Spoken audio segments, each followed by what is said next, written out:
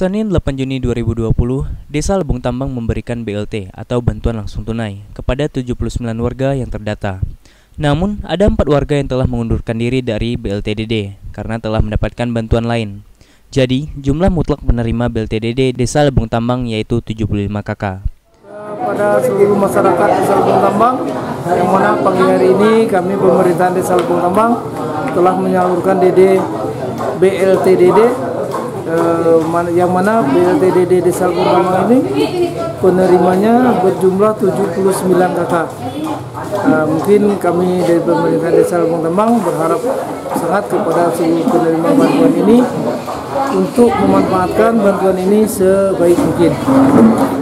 Kades Lebong Tambang beserta perangkatnya juga turun langsung mendatangi rumah warga untuk memberikan BLT kepada warga yang tidak bisa hadir saat pembagian BLT di kantor desa, dikarenakan keadaan yang tidak memungkinkan dari warga tersebut.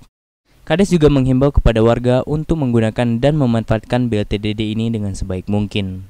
Nah, di sini sesuai dengan realisasi yang kita dapat di lapangan bahwa untuk jumlah seluruh dari penerima DPM BLTDD tahun anggaran 2020 tahap 1 itu di bulan April berjumlah 79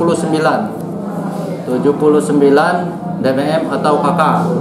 Nah, pada saat hari ini Senin tanggal 8 Juni 2020 sudah kita melakukan penyaluran dan terdapat dari 79 KK tersebut itu 4 orang mengundurkan diri dari BLTDD dikarenakan sudah mendapat bantuan lain. Terkait dari itu, kita lampirkan surat pernyataan pengunduran diri dari 4 DPM atau KK tersebut.